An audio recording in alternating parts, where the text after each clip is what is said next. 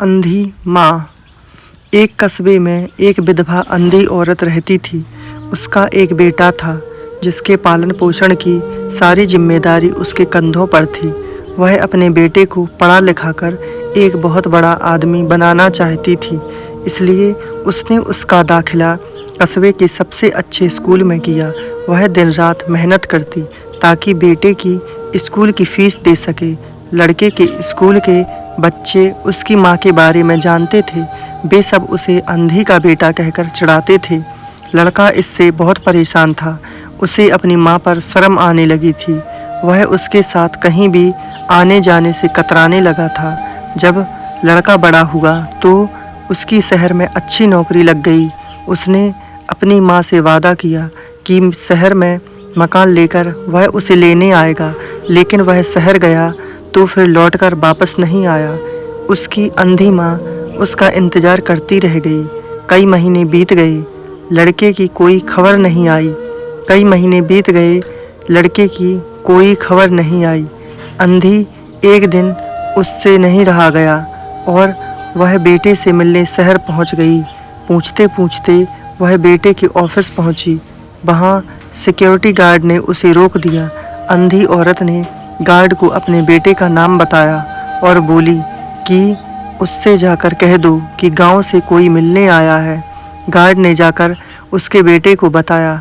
बेटे ने ऑफिस की खिड़की से देखा तो उसे अपनी माँ गेट के बाहर खड़ी नजर आई।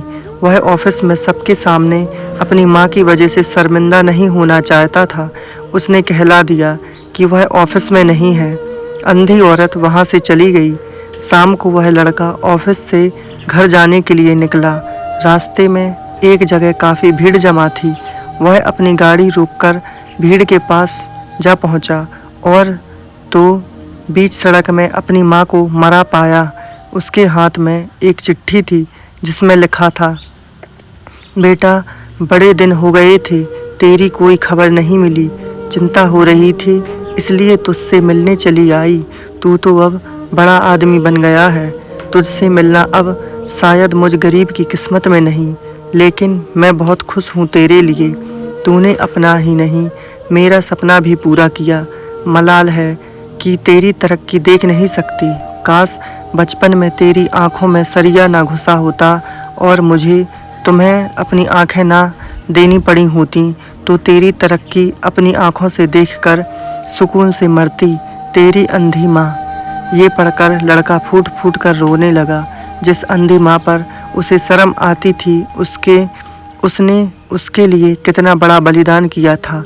वह आत्मग्लानि से भर उठा और जिंदगी भर खुद को माफ़ नहीं कर पाया। सीख दोस्तों, माता पिता अपने बच्चों के लिए अपना सर्वस्व निछावर कर देते हैं। उनका हमेशा सम्मान करना चाहिए। हेलो दोस्तों, अगर आपको ये स्टोरी अच्छी लगी हो तो प्लीज़ इसे लाइक करें, शेयर करें और कमेंट करके बताएं कि आपको ये स्टोरी कैसी लगी। धन्यवाद दोस्तों।